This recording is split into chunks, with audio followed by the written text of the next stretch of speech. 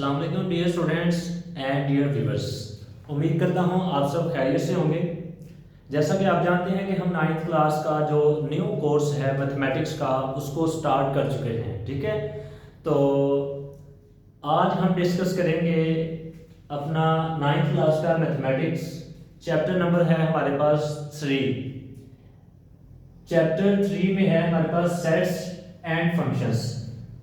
Sets and functions को detail में हम डिस्कस करेंगे। उसकी डेफिनेशंस हैं इसमें बहुत सारी, और क्वेश्चंस हैं इसमें, कॉन्सेप्ट्स हैं कुछ बेसिक्स, उनको डिस्कस करेंगे। और ये एक ऐसा टॉपिक है मैथमेटिक्स का जो सेट्स है और फंक्शंस हैं, ये हायर क्लासेस का जो मैथमेटिक्स है उसमें भी बहुत ज़्यादा इस्तेमाल होता है, इसको बहुत ज़्यादा पढ़ा जाता है। ठीक है, तो आज से हम इसको स्टार्ट कर रहे हैं।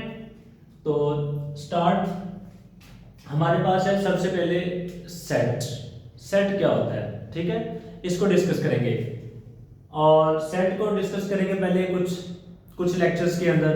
उसके बाद हम जो फंक्शंस हैं उसके बारे में डिस्कस करेंगे। तो आज हम ये देखने लगे हैं कि सेट क्या होता है, डिफाइन करने लगे हैं सेट को। ठीक है, तो बिस्मिल्लाहिर्रहमानिर्रहीम। देखें, डिफाइन अ सेट, डेफिनेशन है ये सेट की जो आपकी बुक में लिखी हुई है न्यू कोर्स में। A set is described as a well defined collection of distinct objects, numbers और एलिमेंट्स। यहां तक आपकी जो डेफिनेशन है वो कंप्लीट होती है। अब इसमें समझना है हमने कि ये हमें कहना क्या चाहता है। A set is described as a well defined, मतलब कि वेल डिफाइंड होगा, क्या होगा, collection of distinct objects.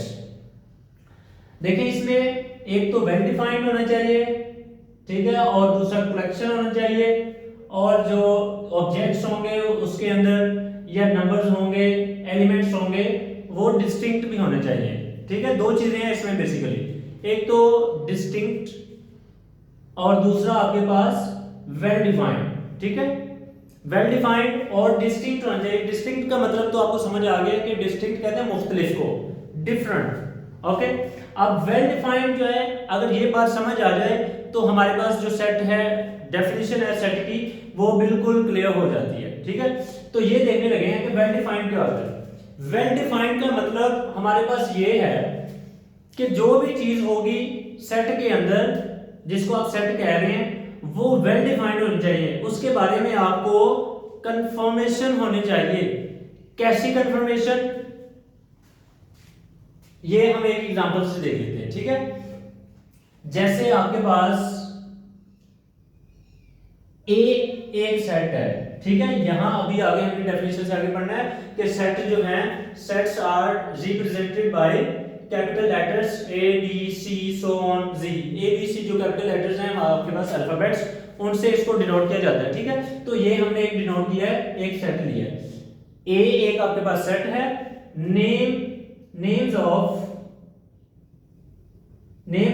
Islamic months, जो इस्लामिक मंथ्स हैं, इस्लामी महीनों के नाम है, वो एक सेट कहा जा रहा है। तो देखें, ये एक सेट है, 12 मंथ होते हैं, आपको पता है, मुहर्रम सफर ये वाले। ठीक है, तो इसके अंदर आपको पता है 12 के 12 मंथ, आपको ये पहले से पता है, वेल डिफाइंड है। ठीक है, कौन कौन से महीने हैं ये बिल्कुल हमें, हर बंदे को, हर इंसान को, बिल्कुल हर स्टूडेंट्स को ये बात क्लियर है। ठीक है, ये मतलब वेल डिफाइंड है, एक तो ये बात है। दूसरी बात कि ये डिस्टिंक्ट भी होना चाहिए। तो ये जो इसमें मुहर्रम, सफर, रबीउल अव्वल, रबीउल सानी, जमादुल अव्वल, जमादुल सानी, ये वाले जो मंथ हैं ये सारे डिफरेंट हैं, डिस्टिंक्ट हैं, डिफरेंट हैं। ये बात भी क्लियर हो गई।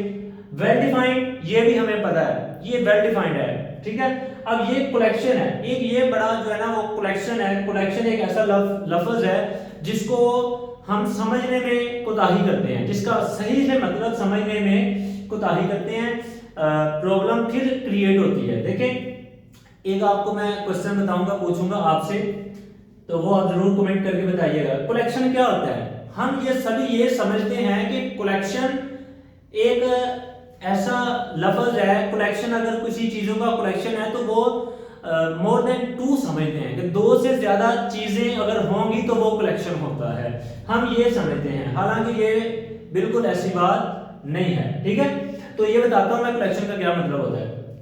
फिलहाल हम ये देख लें डेफिनेशन और आगे देखिए। सेट को हमने थोड़ा सा समझा है कि सेट जो है वो वेल डिफाइंड डिस्टिंक्ट ऑब्जेक्ट्स का जो है वो कलेक्शन होता है। ठीक है, आगे देखें, ये दो ही चीजें अगर समझ आ जाती है तो डेफिनेशन क्लियर हो जाती है। आगे देखें, sets are represented by capital letters A B C से हम जो है वो सेट्स को डिनोट करते हैं, रिप्रेजेंट करते हैं। ये हमने कुछ सेट लिए हैं।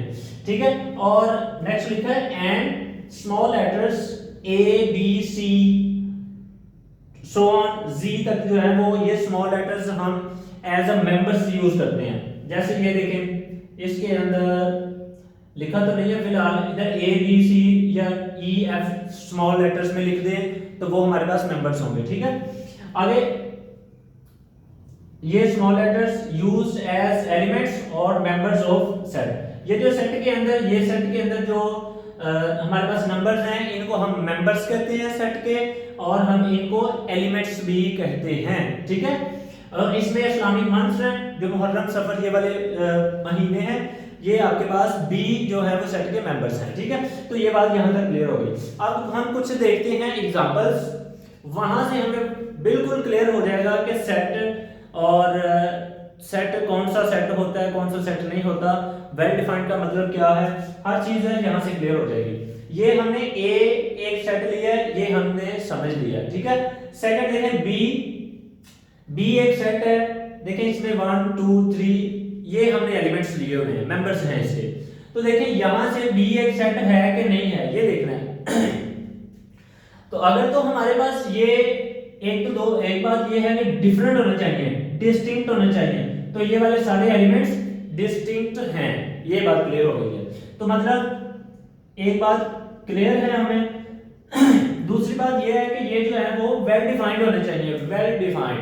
तो वेल डिफाइंड देखें, 1 हमें पता है 1 होता है, क्या होता है 2 भी हमें पता है। ये कोई ऐसी बात, ऐसा लफ्ज, ऐसा वर्ड नहीं है जिसके बारे में हमें पता नहीं है, ऐसा नहीं है। तो ये भी आपके पास एक नंबर है 3। ये सारे के जो 3 एलिमेंट्स लिखे हैं, 3 के 3 जो है वो वाजे हैं, क्लियर हैं, इसलिए ये वेल डिफाइंड है, इसलिए इसको हम सेट कह सकते हैं। अगर फर्ज करें ऐसा मैं कुछ लिख देता हूं इसमें ये, तो अब ये देखें, अब ये एक ऐसा मतलब पता नहीं क्या लिखा गया है, आपको नहीं पता, मुझे नहीं पता, किसी को नहीं पता कि ये क्या है। तो ये नहीं कहना कि ये चीटा है, ये चीटा कुछ मतलब, ये चीटा क्या होता है, ये चीटा मारा होगा सामने, ऐसा नहीं है। ठीक है, ये आपने नहीं समझना। और ये पता नहीं कौन सा नंबर क्या है, इसके बारे में हम नहीं जानते, कुछ कोई भी नहीं जानता, तो इसलिए ये अब सेट नहीं होगा। सेट के अंदर जो भी चीजें होंगी वो वाजे, क्लियर, वेल डिफाइंड होनी चाहिए, तो इसलिए ये कुछ भी सेट नहीं होगा फिर। ठीक है, तो ये हमारे पास ये सेट है, ये भी सेट है। आगे चलते हैं, ये वाला एक नंबर है, देखिए सी एक सेट है आपके पास, इसमें 2 लिखा है, 3 लिखा है, 3 लिखा है। अब देखें वेल डिफाइंड है, ये वेल डिफाइंड है, ये भी वेल डिफाइंड है, ये भी वेल डिफाइंड है। ठीक है, लेकिन दूसरी बात कि ये डिस्टिंक्ट होना चाहिए, ये देखिए ये डिस्टिंक्ट है, ये डिस्टिंक्ट है, मुख्तलिफ है, ये दोनों मुख्तलिफ नहीं बल्कि सेम आ गए हैं, तो लिहाजा ये जो सी है ये सेट नहीं होगा। ये सेट नहीं है। आगे देखते हैं डी आपके पास एक सेट है, गुड टीचर्स इन योर मदरसा या फिर स्कूल और मदरसा कह सकते हैं।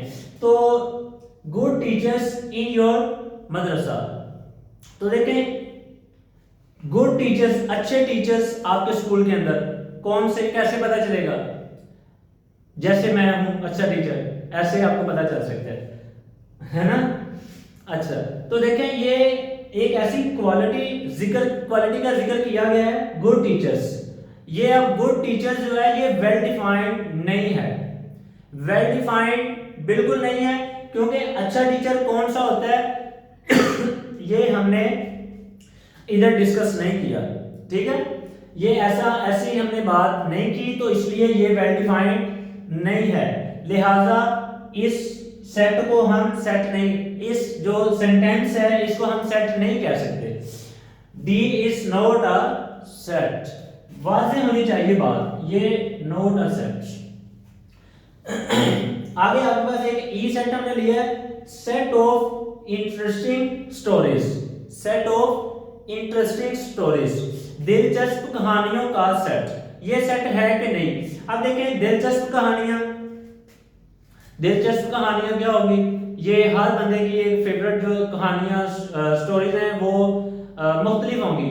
किसी इंसान को किसी तरह की स्टोरीज पसंद होगी, किसी इंसान को किसी और तरह की स्टोरीज पसंद होगी। तो लिहाजा ये वेल डिफाइंड बिल्कुल नहीं है, तो लिहाजा ये सेट नहीं है।